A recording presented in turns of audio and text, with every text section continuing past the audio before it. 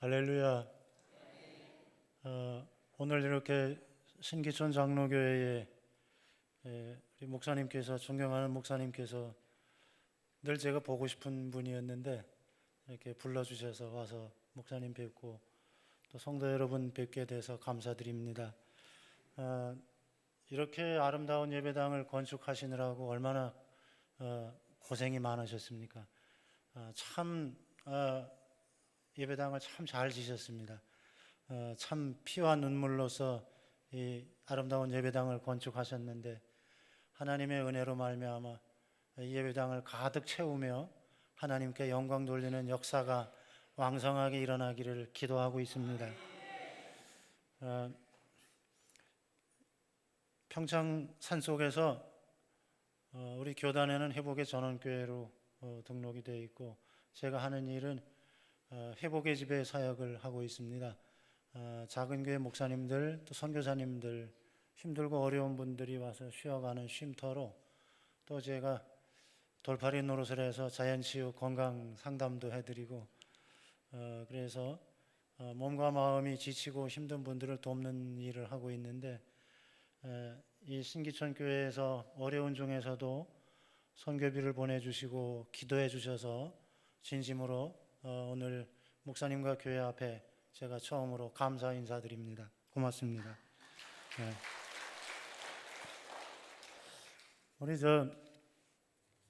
담임 목사님은 제가 목사님 배운 이후로, 아까도 제가 말씀드렸는데, 특별한 은사가 있으세요. 이렇게 목사님을 아는 분들이 목사님을 왠지 한동안 얼굴을 안 뵈면 보고 싶은 생각이 나는 그런 은사가 있으세요. 네. 목사님 안 뵈면 보고 싶으시죠? 그래서 빠지지 말고 열심히 교회 나오시고 또 다른 분들도 많이 모시고 오시길 바랍니다. 오늘 여전도의 헌신 예배에 산골짜기 나무꾼 같은 목사가 아니라 하나님께서 친히 여러분에게 풍성한 은혜를 충만히 내려주시기를 바랍니다. 헨리 나우엔이라는 신학자는 예수님에 대하여 묘사하기를 그분은 상처 입은 치유자였다, 이렇게 표현하고 있습니다. 십자가에 못 박히시고 피 흘리시고 고난당하시고 죽으신 예수님, 상처 입으신 분, 그리고 그 십자가의 고난과 죽음으로써 이 세상에 있는 모든 죄와 질병과 세상의 고통으로 말미암은 인생을 치료하고 구원시키는 역사를 하신 분이 예수 그리스도라는 거죠. 그래서 그 헨리 나우엔이라는 신학자는 목회자들에 대하여 그런 그리스도를 본받아 또한 자기 상처를 감싸고 다른 사람들의 상처를 감싸주고 치료하는 사역을 하는 목회자들도 바로 그와 같은 사람이다, 아주 의미심장한 표현을 하고 있습니다. 목회자들도 상처가 있습니다. 저마다 아픔이 있고 상처가 있는데, 그리스도 앞에서 치유받고 또 성도들의 상처와 아픔을 감싸주고 섬기며 구원의 길로 인도하는 사역을 하는 분들이 목회자들이죠. 저는 이 부분에 대하여 목사뿐만이 아니라 현대 개신교인들이 다 만인 제사장직과도 같은 은혜가 있는데, 어떤 교회에서의 직분이 아니라 의미상으로 모든 그리스도인들이 적어도 하나님의 일꾼 되기를 원한다면 이러한 동일한 의미로 상처 입은 치유자와도 같이 자기 내면의 상처를 그리스도 앞에서 치료받고 다른 사람의 상처를 싸매주는 사람이 진정으로 평신도 지도자요 일꾼이라고 그렇게 생각하고 있습니다. 오늘 헌신 예배를 드리는 여전도의 여러분뿐만이 아니라 이 자리에 모이신 성도 여러분들이 다 살아가면서 적든 크든 받게 되는 그러한 작고 큰 상처들을 주님 앞에서 다 치료받고 다른 사람들을 감싸주고 치료하는 그런 은혜가 있기를 바랍니다. 오늘 본문 말씀에서 사도 바울은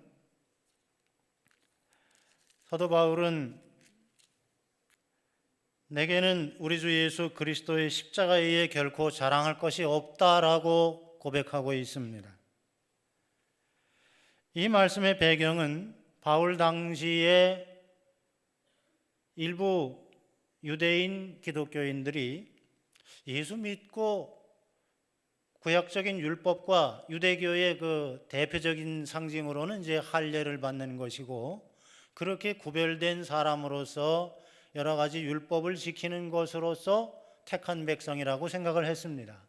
그런데 예수 그리스도께서 우리의 모든 죄짐을 져주시고 우리를 살리셨다는 이 십자가의 은혜와 예수 그리스도의 복음을 믿으면서도 뭔가 미흡한 걸로 생각하고, 적어도 할례 정도는 받아야 그래도 완전한 그리스도인이 되는 게 아닌가, 이런 생각을 했었고, 또 더 나아가서 유대인들이 이방인들이 예수 믿어서 구원받고 하나님 백성 된다는 것을 용납하기가 싫어서 할례를 받지 않으면 너희는 영원히 이방인이다, 이러한 잘못된 가르침이 교회 안에도 들어와 있었기 때문에 사도 바울은 그 문제에 대하여 참으로 안타깝게 여겼습니다. 예수 그리스도를 믿음으로 구원받는 것이고 십자가의 그 복음, 십자가의 은혜로 구원받는 것이지, 어떻게 사람이 할례 받는다고 깨끗해지고 율법을 지켜서 구원받지 못한다는 것을 분명히 선언하고 있습니다. 그래서 사도 바울은 너희가 할례를 강조하고 할례 받았다고 자랑한다면, 바울도 일찍이 할례를 받고 유대인 중에 유대인이고 택함 받은 백성 중에 하나였지만 나는 예수 그리스도의 십자가에 의해 자랑할 것이 없다, 이렇게 고백하고 있는 것입니다. 오늘도 마찬가지라고 저는 생각합니다. 신자가 자랑할 것이 많이 있겠죠.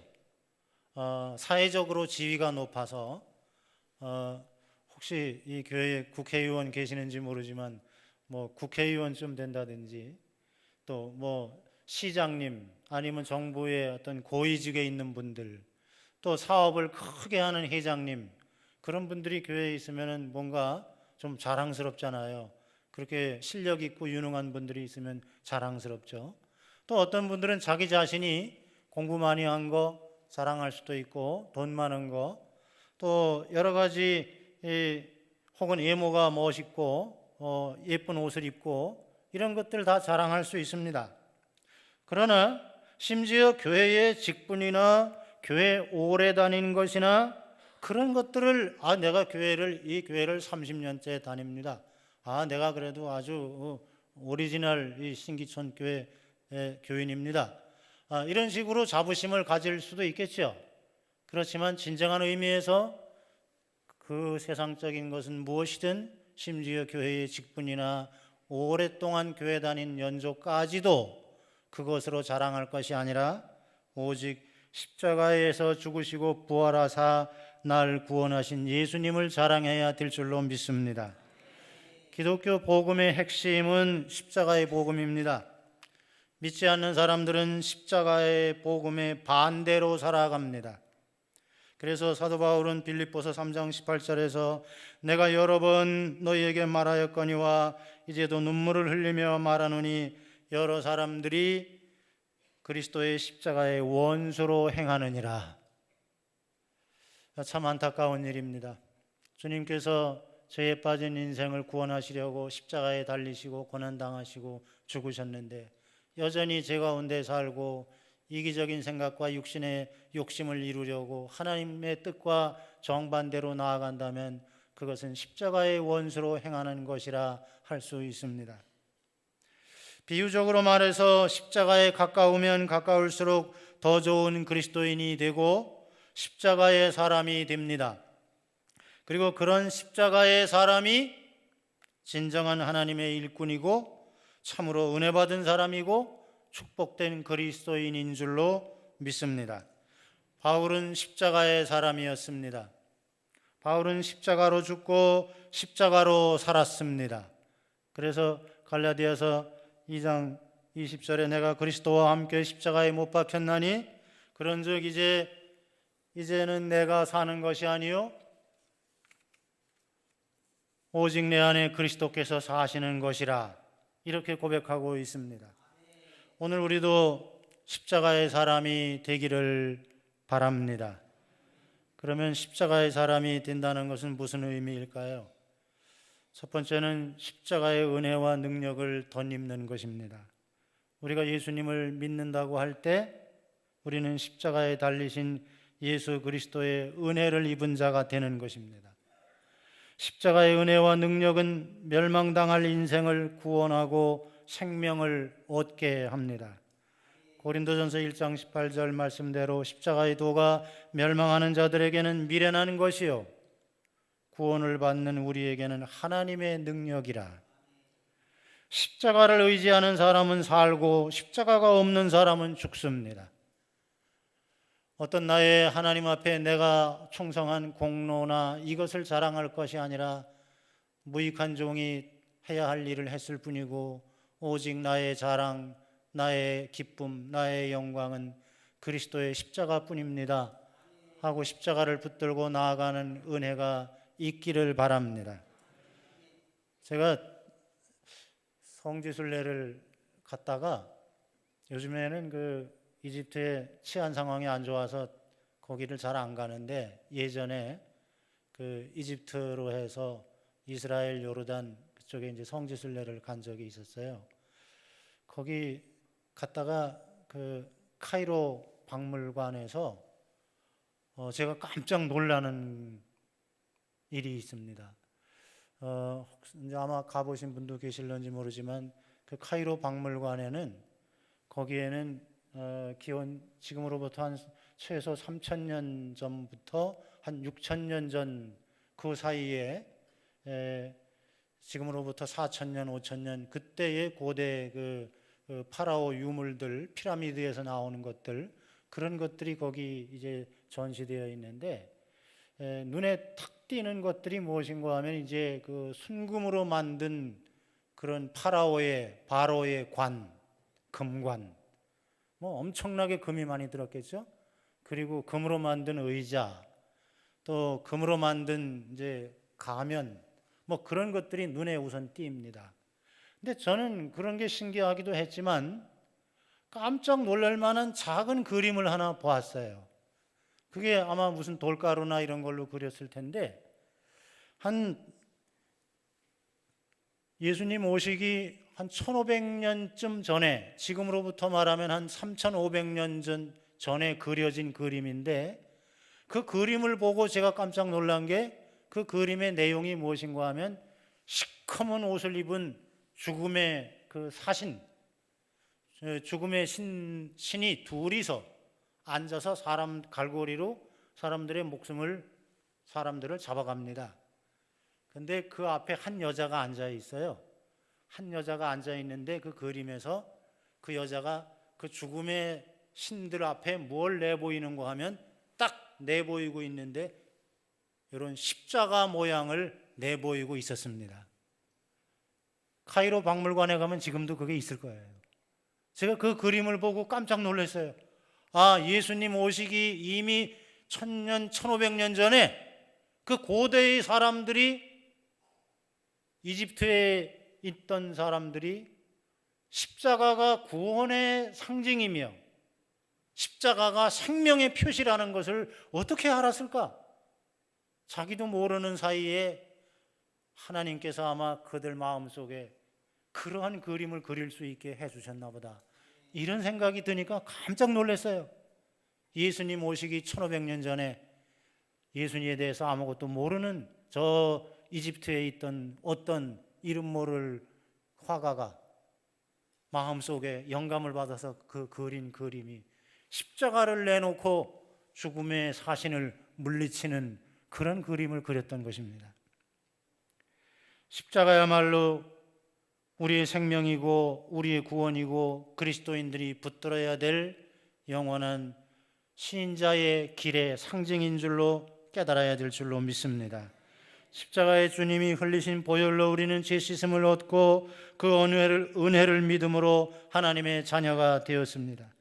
십자가의 은혜와 능력은 죄인을 구원하여 하나님의 자녀가 되게 합니다. 십자가의 은혜를 깊이 묵상하고 고난당하신 예수님을 바라보며 나아갈 때 우리는 죄를 이길 수 있고 세상의 고난을 이길 수 있는 줄로 믿습니다. 여러분, 하는 일이 잘 되지 않습니까? 사업이 어려워서 힘들고 고민스럽습니까? 때로는 부부관계가 원만치 못해서 어떻게 수십 년을 사는데도 그게 익숙치 않아서 맨날 싸우고 마음의 갈등이 있고 때로는 외롭습니까? 십자가를 붙드시기를 바랍니다. 마음에 결심하기를 나는 십자가의 사람으로 살리라. 십자가만 바라보고 살리라. 십자가에 달리신 예수님만 바라보고 살리라. 결심하고 나아가면 세상 일은 다 능히 이길 수 있는 줄로 믿습니다. 십자가의 사람이 된다는 것은 이와 같이 십자가의 은혜와 능력을 덧입는 자들이 되는 것이고, 그리고 십자가의 사람이 된다는 것은 십자가의 복음을 전하는 사람이 되는 것입니다. 사도 바울은 다른 복음이 없다고 선언하고 있습니다.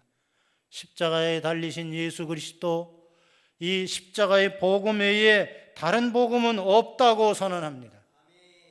예수 믿고 신실하게 믿음으로 살면 하나님의 은혜로 질병이 나을 수 있습니다. 또 충성된 자에게 하나님께서 많은 재물을 맡겨주셔서 부유하게 될 수도 있습니다.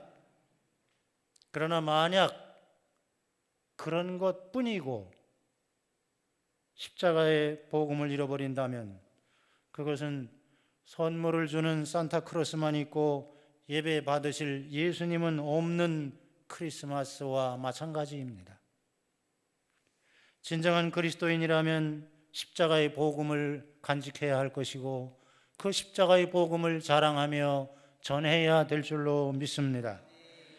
교회 다녀서 병이 낫지 않을 수도 있고 열심히 신앙생활 하는데도 또 사업이 어려움을 겪고 경제적으로 곤란을 겪을 수도 있고 또 진실하게 열심히 신앙생활을 하고 기도를 많이 하는데도 불구하고 가까운 사람이 떠나고 외로울 수도 있습니다.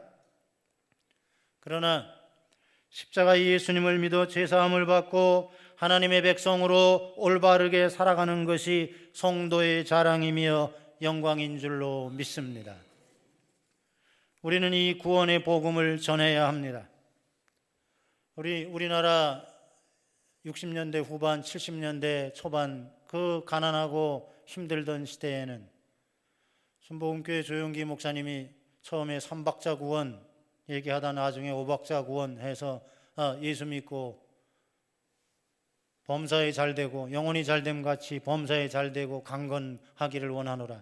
그 말씀을 가지고 예수 믿으면 범사에 잘되고 병도 낫고 그러다 보니까 그 복음이 조금은 왜곡돼 가지고 예수 믿고 3년 만에 집 못 사면은 잘못 믿는 거라 이런 얘기까지 나왔습니다. 그 말은 틀린 말입니다. 예수 믿고 30년이 돼도 혹시 집이 없을 수도 있어요. 그렇지만 주님이 우리의 재산이고 주님이 우리의 부여이며 하나님이 우리의 능력이며 기쁨인 것을 믿으시기를 바랍니다. 이 세상이 전부인 줄 알고 하나님을 모르고 십자가의 원수로 행하는 그런 사람들에게 우리는 십자가의 복음을 바로 전해야 합니다.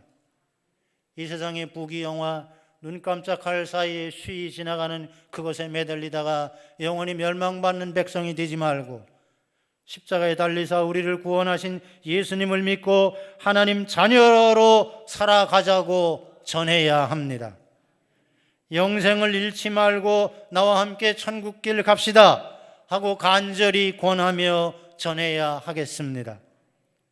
이 복음을 위해서 우리의 시간과 물질을 사용하며 하나님의 일에 참여하는 이가 행복한 그리스도인입니다.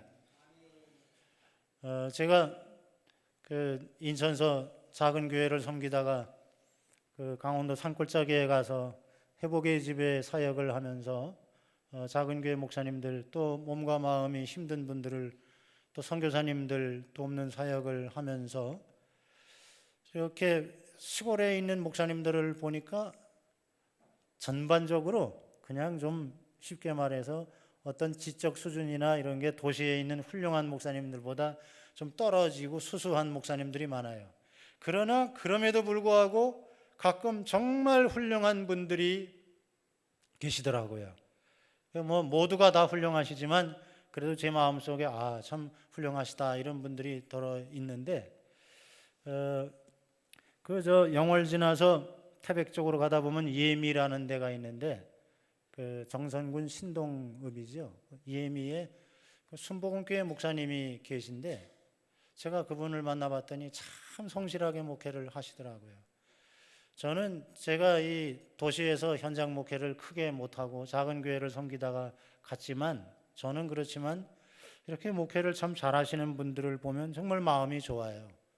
그래서 제가 우리 김 목사님도 제가 처음에 뵙고부터 참 신실한 분이시다 이런 느낌을 받았는데 여러분 뵈면 뵐수록 참 훌륭한 분이라는 생각이 들어갑니다.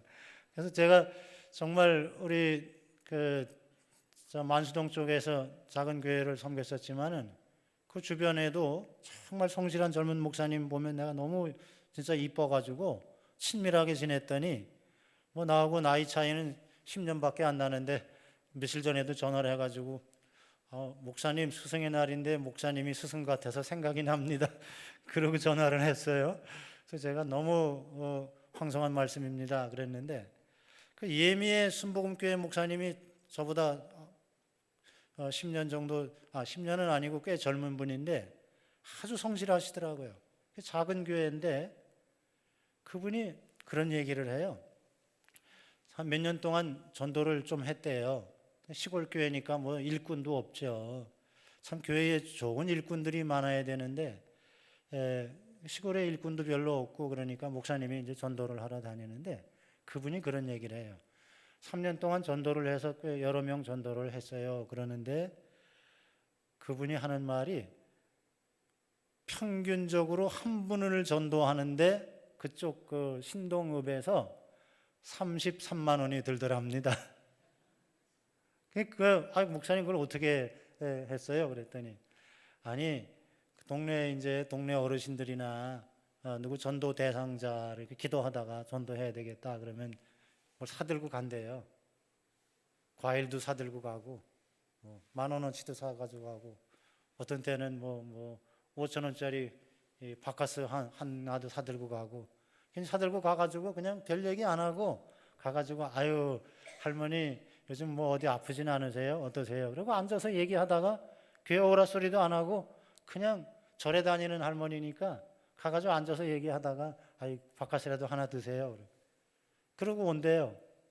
그래가지고 10번, 20번을 다니니까 갈 때마다 빈손으로 안 가고 뭐 과일도 이만큼 들고 가고 무슨 음료수도 한 통 사들고 가고 그러면서 10번, 20번을 다니다 보니까 한 사람 전도하는데 계산을 해봤대요 나중에. 그랬더니 한 사람 전도하는데 평균 33만 원이 들더랍니다. 여러분 한 사람 한 영혼 구원하기 위해서 33만 원 쓰실 용의가 있으십니까? 절대 안 돼. 33만 원이 아니라 2년 동안, 3년 동안, 10년 동안 그 영혼을 위해 기도하면서 100만 원이 들고 2만 원이 들어 200만 원이 들어도 한 영혼을 구원할 수만 있다면 이는 얼마나 우리에게 기쁨이 되고 축복이 되겠습니까? 십자가의 복음을 전하기 위해서 시간을 들이고 물질을 들이고 하나님 앞에 기꺼이 기쁨으로 헌신할 수 있는 저와 여러분이 되기를 바랍니다. 십자가의 사람이 된다는 것은 마지막으로 자기 십자가를 지고 주를 따르는 것입니다. 예수님은 누가복음 9장 23절에서 말씀하셨습니다. 아무든지 나를 따라오려거든 자기를 부인하고 날마다 제 십자가를 지고 나를 따를 것이니라. 십자가를 지고 간다는 것은 단지 십자가를 진다. 그러면은 우리가 마음속에 어떤 이미지, 어떤 생각이 듭니까? 십자가, 아유, 이게 내 십자가야. 귀찮은 거, 힘들고 괴로운 거, 정말 고생하는 거, 그런 게 십자가를 진다. 이렇게 일상적으로 그런 식으로 표현을 합니다. 그러나 우리가 복음적인 의미 관점에서 십자가를 지고 주를 따른다고 하는 것은 그냥 고생만 한다는 거, 고생스럽고 귀찮은 거, 내가 원치 않은 거, 예수 믿기 때문에 할 수 없이 참는다, 그런 의미가 아니라 십자가의 정신, 예수님께서 친히 보여주신 십자가의 길, 십자가의 도, 그 십자가의 마음, 십자가의 정신을 가지고 주님을 따라가는 삶의 자세, 신앙적인 자세, 이것이 바로 십자가를 지고 주를 따르는 일인 줄로 믿습니다. 세상 욕심 가득한 나의 옛사람은 죽고 주님 앞에서 그리스도를 본받아 다시 사는 것입니다. 하나님의 뜻을 이루기 위해서, 참 사랑을 이루기 위해서 희생하고 죽는 것입니다. 교인으로 머무르는 것은 쉽습니다. 교회만 잘 다니면 됩니다. 진정한 그리스도인이 되는 것은 쉽지 않습니다. 그것은 십자가의 도를 본받아 나는 죽고 내 안에 주님이 살기를 원할 때 십자가의 길을 따라가는 것입니다. 그래서 어떤 이는 책을 썼는데 쉬운 예수는 없다. 진정으로 예수 그리스도인이 되려면 쉽게 되지는 않습니다. 자존심을 내려놓고 자기를 진흙땅에 내려놓듯이 자아를 파쇄하고 죽고 희생하고, 그리고 내 인생을 주님께 맡기고, 주님이 인도하시는 것은 무엇이든지 원망불평하지 말고 아멘, 아멘 하며 기꺼이 주님을 따르기로 결심할 때, 그 사람이 바로 십자가를 지고 주를 따르는 일인 줄로 믿습니다. 예전에 제가 김영미 권사님 기억하실런지 모르지만, 제가 옛날에 저기 만수동 쪽에서 목회할 때 우리 교회에 잠시 오셨던 박점수 전도사님이란 분이 계셨어요. 저 서울 하안동 쪽에 계시던 분인데, 우리 교회에서 전도사님으로 잠시 섬겨주셨는데, 어느 날 그 박점수 전도사님이 저한테 한 이야기를 저는 오래도록 기억하고 있습니다. 그분이 하안동에 계실 때 교회에 젊은 부부가 있었는데 너무나도 아주 신앙생활을 잘하고 너무 예뻐서 온 교인들이 그 젊은 집사 부부를 정말 좋아했답니다. 근데 그 문제가 있는데, 아기 낳기를 그렇게 원했는데 결혼하고 5년, 7년이 돼도 아기를 못 낳아가지고 늘 송구영신 예배 때면 목사님이 특별 기도를 해 주시고 온 교인들이 그 예쁜 집사 내외에게 아기를 선물로 주세요, 그리고 기도했답니다. 근데 아닌 게 아니라 어느 때 정말 하나님이 기도에 응답하셔서 그 젊은 집사 부부에 임신됐어요. 그래가지고 배가 불러오니까 온 교인들이 막 축하했습니다. 아무개 집사, 드디어 하나님이 기도를 들어주셨네. 그러고 막 꽃도 갖다 주고 밥도 사주고 막 축하했어요. 그래서 아기를 낳았는데, 심한 중증 장애아를 낳아가지고 날 때부터 의사가 얘는 평생 누워서만 지내야 됩니다. 평생 누워서만 지내야 되고 아마 20대 초반쯤 되면은 죽을 수도 있습니다. 한시도 눈을 뗄 수 없는 그런 중증 심한 장애아를 낳은 거예요. 그러니까 목사님도 너무 마음이 아프고 권사님들도 집사님들도 뭐라고 할 말이 없어요. 어떤 정말 비정한 얘기 같지만 어떤 의미로서는 그런 심한 장애아를 평생 그거를 뒤치다꺼리를 해줘야 되는데, 차라리 안 낳았으면은 오히려 더 계속 바라고만 있을 텐데, 이 아이를 어쩌라고 한창 직장도 다니고 일을 하고 활동해야 되는 젊은 부부한테 이런 중증 장애아를 주셨을까?